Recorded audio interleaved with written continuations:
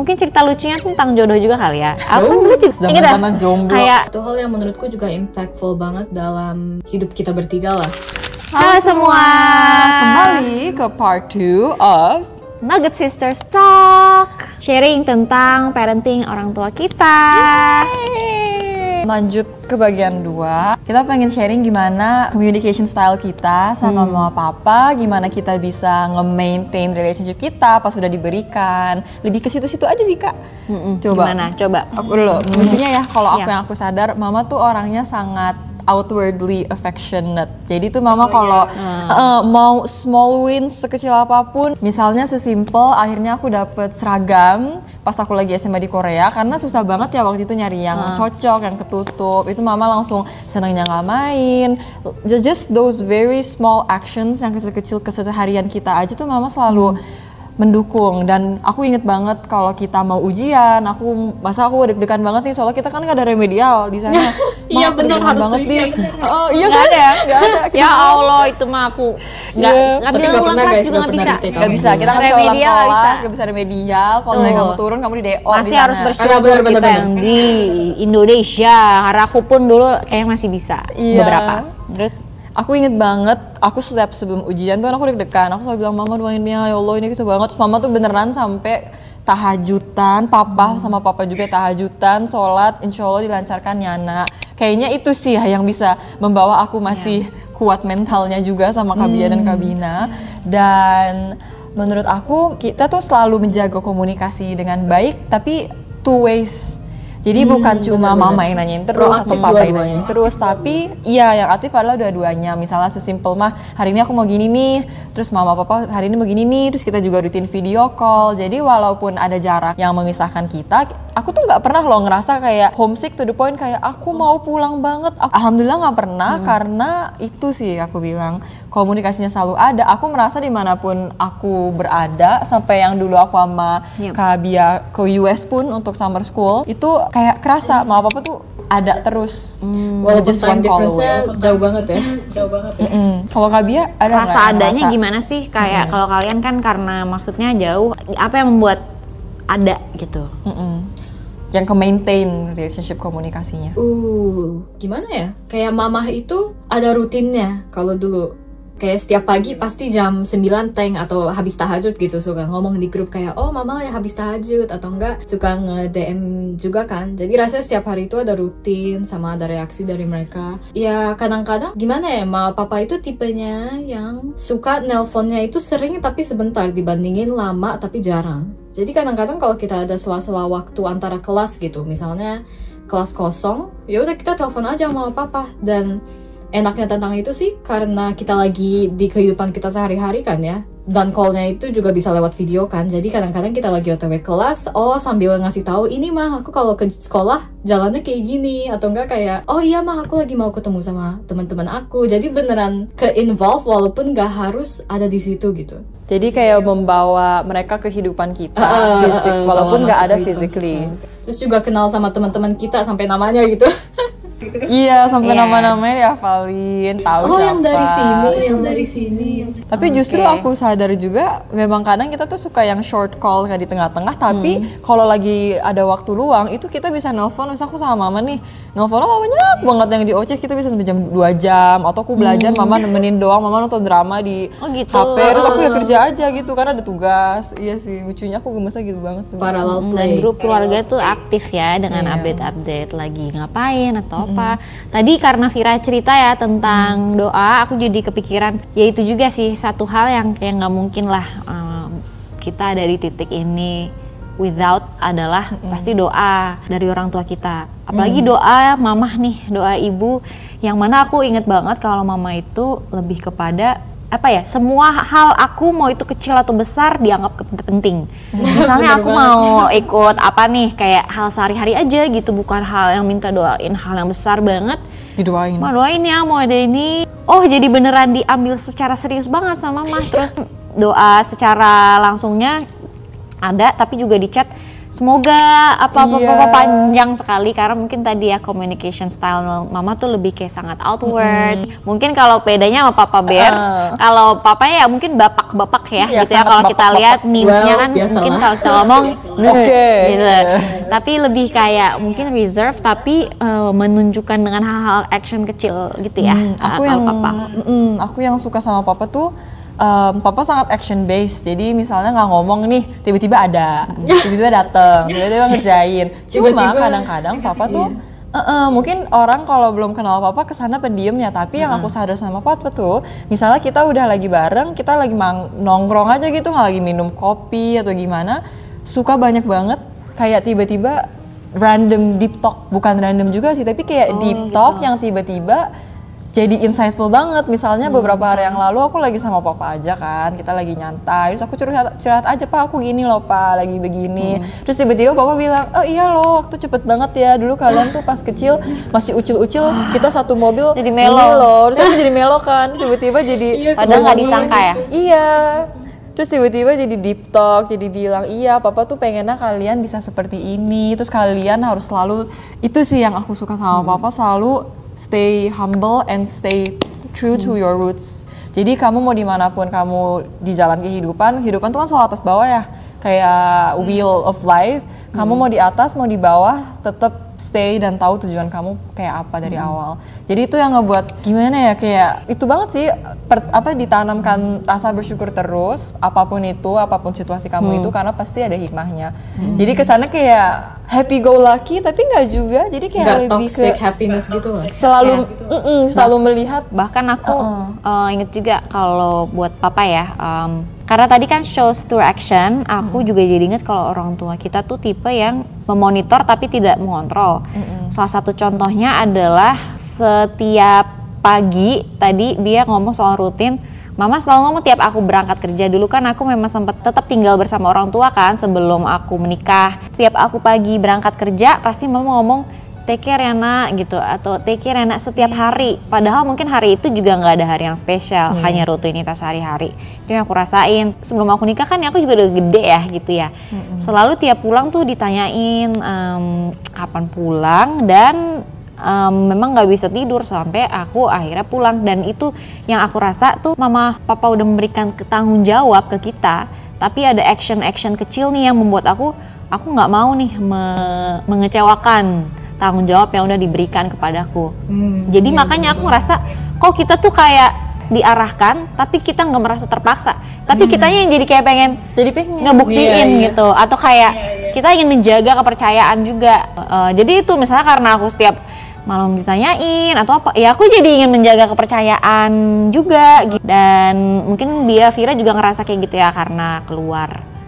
Kalau bisa nambahin sedikit aja, pas Kak Wina mention yang menjaga kepercayaan, kitanya jadi pengen yang ngebuat mama papa bangga itu adalah aku yang terharunya banget sih. Ini bahkan aku dengar-dengar dari orang lain gitu, bukan dari mama papanya langsung. Mama justru pernah bilang ke kita kalau kebanggaan terbesar mama itu kita bertiga. Itu aku terharu banget sih.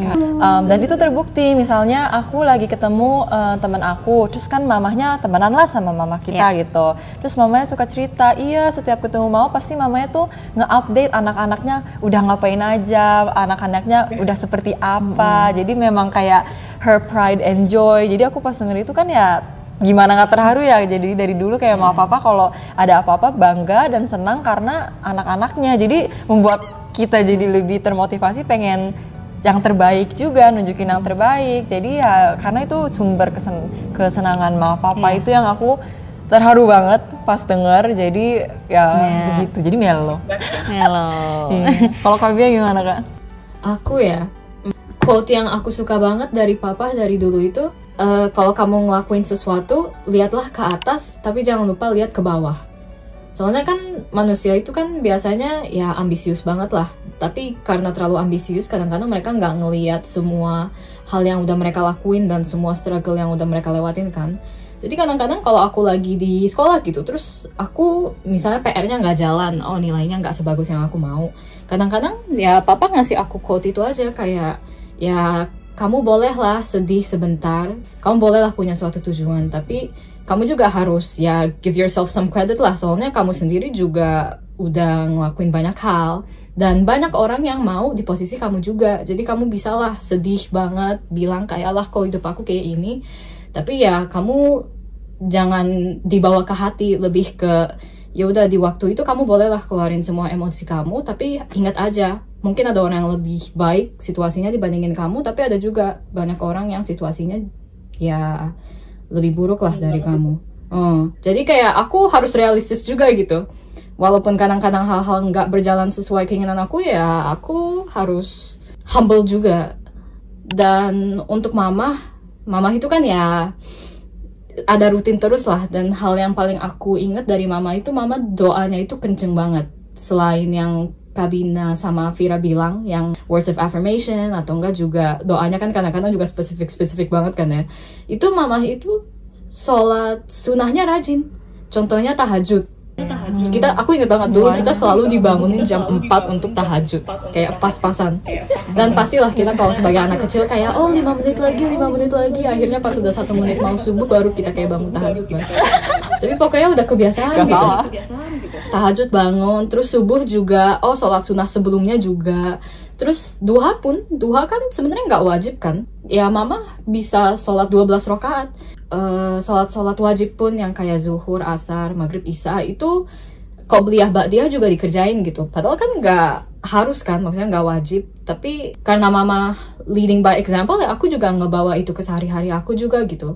Walaupun kadang-kadang mungkin tahajud agak kelewatan gitu, gara-gara tidurnya kemalaman, gara-gara belajar atau gimana. Tapi niatnya untuk selalu mau oke, aku harus jaga ibadah, aku harus berarti sangat ini ya, contohkan ya Bia.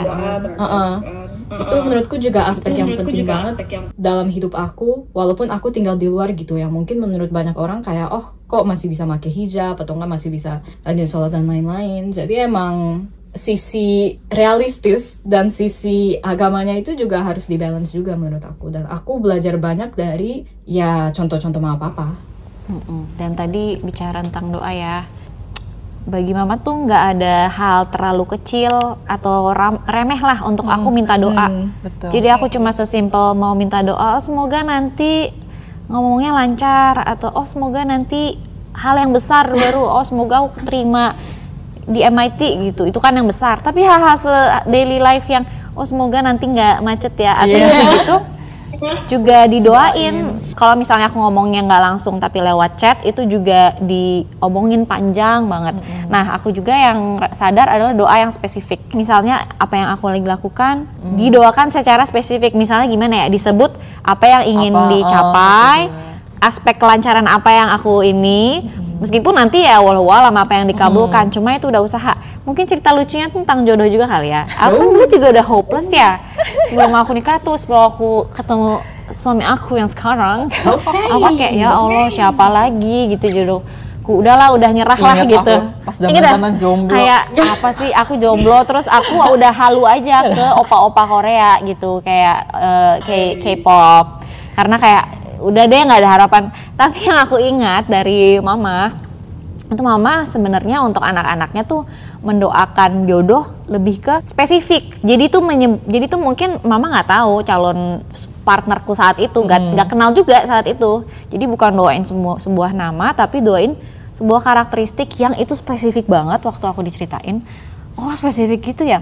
Udah gitu Bia sama Vira meskipun bukan lagi mikirin jodoh ya, juga didoain. Dan diulang-ulang katanya di setiap sholat. Dan aku ngerasa ya justru itu juga sih yang membantu itu. Itu hanya salah satu contoh yang aku share tentang jodoh. Spesifik banget, karakteristik baik-baik yang diharapkan gitu ya. Yang kita berdoa aja lah ya. Dan akhirnya juga yang terbaik dari semua alhamdulillah itu. Ya, insya Allah. Dan diulang terus setiap sholat. Dan adik-adikku juga, padahal mungkin kalian juga nggak minta ya. Kalian juga nggak minta gitu, mungkin ya suatu saat nanti itu. Jadi mungkin itu sih yang aku rasa aku jadi kayak terinspirasi buat aku sekarang di aspek-aspek hidupku yang lain. Itu aku kalau doa ya bisa mungkin doanya bener-bener berusaha banget, bukan demanding ya kayak harus seperti ini kan ya, walau alam apa ya, cuma itu yang aku pelajarin juga sih, dan kayaknya aku nggak mungkin aja kalau misalnya tanpa doa itu who knows juga apa yang mama mungkin mendoakan untuk pendidikan atau karirku. Betul. Tapi ya itu sih yang aku rasain juga ya. Kalau bisa nambah, aku ada satu hal yang menurutku juga impactful banget dalam hidup kita bertiga lah. Perkataan itu doa. Jadi kayak aku nggak pernah inget satupun waktu dimana mama atau papa itu bilang kita itu nggak bisa. Jadi selalu bilang, oh mau anak mama cantik, atau enggak, oh anak mama pinter, beneran kayak, oh mungkin walaupun nilai aku nggak sebagus yang aku mau, tapi ya nggak pernah dibilang lah gak bisa, lebih ke ya doa, oh kamu pinter kok bisa, atau enggak, oh kamu cantik kok bisa, oh kamu juga, kamu itu talented kok pasti bisa lah, kayak. Dan aku rasa itu juga aku bawa ke sehari-hari aku gitu. Contohnya kalau misal seandainya aku lagi ngerasa down banget dan rasanya kayak kok hidup gini banget ya. Kadang-kadang kan suka keceplosan kan orang kayak oh kenapa ya aku gini, atau enggak ih kok aku bodoh banget gitu. Tapi setiap aku inget apa yang selalu mama papa bilang, aku jadi kayak jangan, gak boleh ngomong gitulah. Setidaknya bilang kayak ya beginilah hidup. Tapi aku nggak pernah mau buat statement yang rasanya kayak doa gitu, karena ya kamu kan nggak tahu lah gituan bisa terkabulkan atau gimana. Tapi kadang tuh malah kitanya yang kayak udah negatif, udah aku tuh nggak ada harapan di sini. Sering lah aku kayak gitu ya. Tapi itu dan bukan toxic positivity juga, lebih ke kayak oke, terus solusinya apa? Nah, gitu, benar harus solusinya kayak juga. maksudnya mungkin ada momen misalnya aku ada nilai kurang dulu sekolah, kok gitu. Tapi nggak yang kamu nggak bisa nih gitu, kayak kamu emang nggak bisa gitu, kayak negatif stalk gitu, nggak, maksudnya. Jadi iya sih, sebenarnya aku jadi baru nyadar gara-gara Bia. Apa? Ini gara-gara Bia ngomong. Iya bener sih. Jadi ya senang juga sih bisa sharing sama kalian, karena hal-hal yang kalian ingat kan juga pasti rings a bell gitu buat aku ya. Rasanya kayak dari semua yang kita udah sharing ini jadi terbentuk lingkungan yang positif sih, dan mindset yang positif. Karena menurut aku beginian juga memang harus dibangun dan dibiasakan di kehidupan sehari-hari kan. Meskipun dunia karena tidak hidup terlalu berat positif. Ya. Hidup tidak selalu positif. Mungkin dunia yang nggak di luar nggak terlalu positif, tapi seenggaknya itu tuh yang membuat kita mencoba bangun untuk kita walaupun meskipun dunia tetap. Iya, jadi mau sekeras apapun hidup atau di posisi manapun kamu dalam hidup, tetap optimis, tetap positive thinking, dan dari situ ya semoga insya Allah dilancarkan terus. Itu yang kayak that grit, daya juang itu sih yang aku dapat dari mama papa. Kita harus bisa berjuang untuk apa yang kita mau, untuk ya, hal-hal yang baik. Dan kayaknya balik lagi core foundation awal kita kenapa pengen berusaha ya untuk membanggakan. Betul. Lagi ngomong simple aja, mungkin banyak tujuan banyak orang, tapi simple karena ya lagi-lagi kita tadi udah ngelihat gimana perjuangan orang tua, terus juga usahanya selama ini untuk kita ya. Jadi rasanya tuh ini the least we can do adalah itu kayak the least we could do adalah ngebanggain mereka. Karena kalau aku malas bukan cuma buat aku doang, itu aku kayak mengecewakan semua yang udah berjuang untuk aku. Benar-benar banget. Rasanya kayak kemenangan aku itu bukan kemenangan aku doang, tapi juga untuk keluarga aku lah. Jadi kira-kira udah nih sebelum kita tambah baper. Jadi kira-kira itu ya teman-teman, kayak lessons learned yang kayaknya kita sebagai nugget sisters bisa refleksikan. Pastinya ya ada lagi, cuma sampai sini dulu. Sampai malam. Cuma semoga gini sih, sebenarnya harapanku ini bisa jadi bermanfaat buat teman-teman kan. Environment kita, tempat bertumbuh itu beda-beda. Cuma setidaknya ini kayak lessons learned yang memang dibangun aja dari individualnya gitu ya. Jadi semoga bisa bermanfaat. Iya, semoga dalam bentuk sekecil apapun itulah ini bisa menjadi bermanfaat bagi teman-teman yang kayak pengen deh aku bisa ya mencari motivasi seperti apa. Ini cerita kita. Dan ya insya Allah diambil yang baik-baiknya aja, karena kembali lagi ya kita tetap belajar dan masih belajar terus, masih jauh nih kita dari goal kita. Iya betul banget. Dari yang kita omongin ini aja, ini juga dari hasil kita melewati hidup kayak padahal kita baru umur berapa gitu kan ya, kita kan mikir kayak dari selama ini iya ya ini yang kita bisa petik. Jadi insya Allah kita sama-sama bisa belajar terus dan ya membangun lingkungan yang positif. Dan cuma aku rasa karena mungkin ini yang dibangun dan sekarang mungkin kan dengan mama nggak ada apa nih yang berat nih ya untuk kita lanjut. Tapi cara kita pick up the pieces ya ini dengan sharing, celebrate lagi nih, oh ada hal-hal kecil ini, gimana nih kita lanjutkan untuk kehidupan kita ataupun nanti ke anak-anak kita dan mungkin cara kita nge-support satu sama lain. Aku pengen seperti mama dulu nge-support adik-adik juga gitu yang mungkin lebih present lah daripada aku gitu yang juga udah sibuk sendiri sama hidupku. So now I think itulah cara-cara yang aku pengen lakukan untuk support each other dan mungkin nanti. Iya. Mungkin Kak Bia ada ending statement sebelum kita dadah. Dia kan yang paling kayak kalau ngomong tuh tiba-tiba deep. Jadi Bia aja yang closing. Iya, Kak Bia closing silakan. Tiba-tiba suka deep. Aduh guys, maaf aku dari tadi nggak nahan air mata, sorry agak. Yo, aku tuh ya Allah Bia. Oh nyari tisu. Sebenernya aku mau hilang.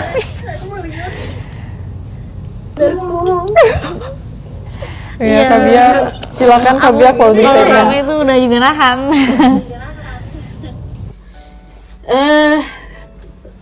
Banyak sih yang udah dibilang Kabina Vira untuk ending statementnya, tapi aku rasa hal yang mau aku bilang itu ya, pokoknya intinya dari semua ini menurutku itu the love persists. Kayak apa, lingkungan yang kamu buat, tipe orang yang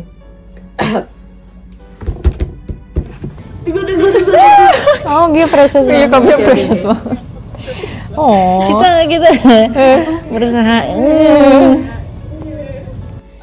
The love persists lah, kayak sekecil-kecilnya hal yang kamu lakukan mungkin sekarang nggak ada impactnya lah, tapi sebenarnya hal-hal kecil yang kamu lakuin untuk orang lain itu ya impactnya itu kadang-kadang menyebar ke area-area lain dalam hidupnya gitu. Kayak hal kecil dari ngomong apa good luck atau gimana, akhirnya bisa ngebuat orang yang lebih confident, terus juga ngajarin cara lebih logis, ngebuat orang bisa jadi lebih confident dalam ngebuat keputusan. Jadi aku rasa lesson yang mau aku ambil dari semua ini ya don't hesitate to be kind lah, karena emang kadang-kadang impactnya itu lebih besar dari yang kamu kira.